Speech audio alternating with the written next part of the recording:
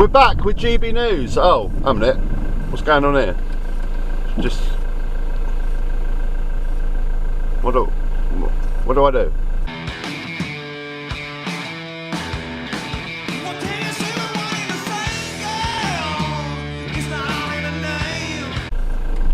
Okay, let me turn around and then we're going to be back with GB News. If I can turn around. Fucking no space to turn around. The solution to the problems of the Kent coast could be found in the heart of Africa. Well, the former Brexit Party leader and GB News contributor Nigel Farage joins us now along with... Oh, God. Please, Farage, please at least just have the decency to piss off, will you? Please. It's like that drunk mate that comes stumbling into your house and smashes your plots, puts their foot through your table and then tries to help you up with the pieces, and you're just like, look, just piss off, mate. Come on, just... I'll handle it myself. I'll deal with it myself. Just get out of my face and get lost. Political correspondent Tom Harwood, who never went away. Nigel Farage, to you first. What do you make of this scheme? Well, it's a very good day to be asking me this, Colin, because I've been on the Kent coast today. I found a boat abandoned. Now, why didn't you just do us all a favour and just get on that boat and piss off into the middle of the Atlantic? Perfect opportunity. Where 20 people who'd landed disappeared, and then later on, I watched the Dungeness lifeboat come in with another group of 20 people. I just missed 45 who'd landed down at Camber Sands on one of the new 11-metre boats that are now being moulded and made. Haven't got the numbers for today in total, at least 200 today. We're headed for 20,000 this year. Now, the thing I don't get about this story, so GB News are reporting on the migrants that are dangerously crossing the channel from France over to the UK. They never talk about why they're coming over it. As Bill Burr would say, if you get bit by a rattlesnake, wouldn't you have a few questions? Were you messing with it? Were you fucking with it? Were you poking it in the face? Well, I'd have the same questions about this situation. Were we bombing the Middle East? Why are all these people coming over? Well, maybe because we're bombing them. It's just that they never talk about why, just the effect. But anyway, this isn't the greatest. You've got the greatest to come of Farage segments on GB News. Wait for it. Are you excited? What the Farage? What the Farage? That must have taken them all of about 2 seconds to come up with that. Hey John, we've got Farage on the show. Excellent, we've got Farage on the show. Should we do some sort of witty segment with Farage? I don't know, what do you think? What about What the Farage?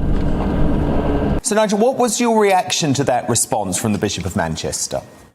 What the Farage? What the Farage? What the Farage? I would love to think that he says that at home. I really, really would. To his wife at home, comes home from work. What's for dinner, love? Ah, tuna casserole. What the Farage? What the Farage? Now, what actually is the point of this man's existence now?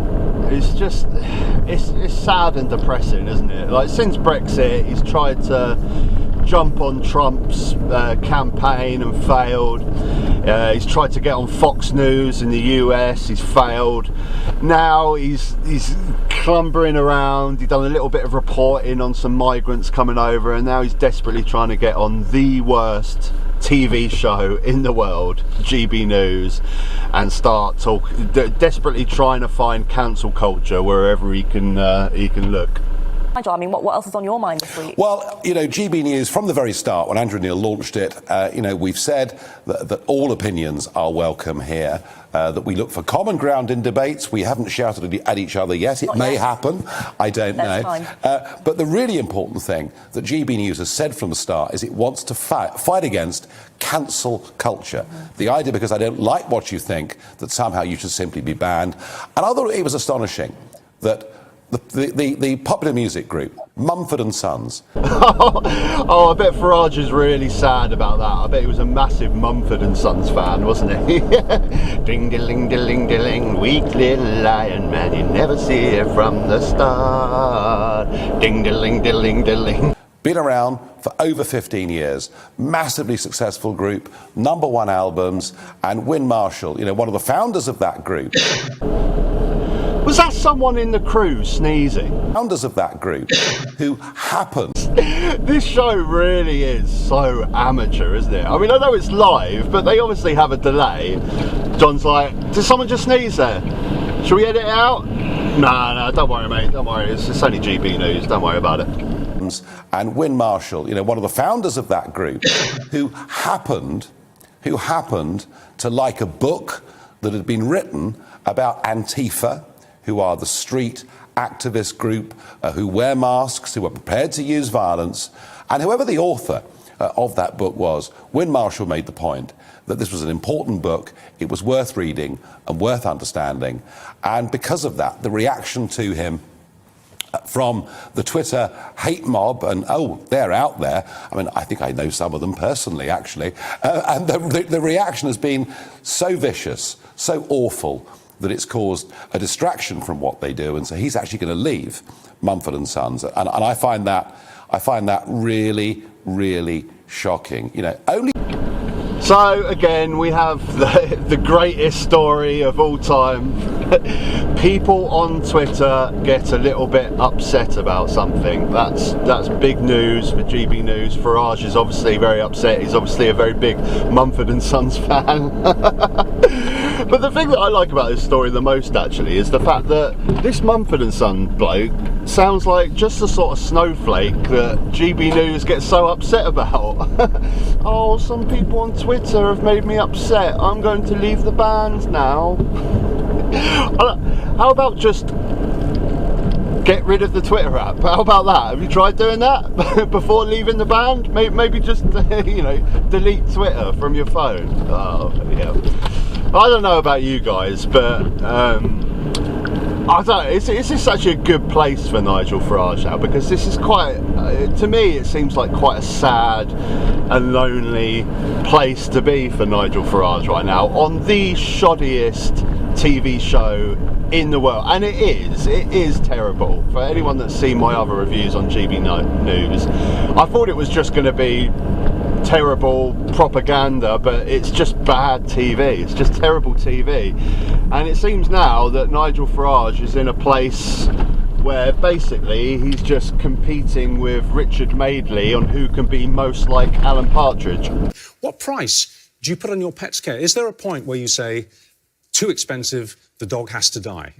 So what do you guys think? Is this a good place for Farage to be? Is it actually quite funny just seeing him desperately still trying to be relevant on GB News? Or do you think he's actually in a position where he can still do some damage towards this country?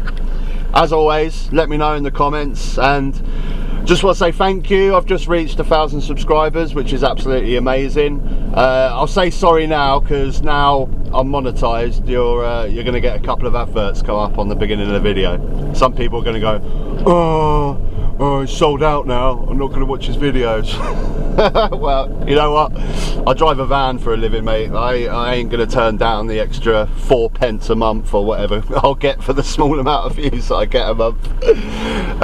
But yeah, thank you to all new subscribers and all of you that have supported me from the start. Thank you so much, and till next time. What the Farage?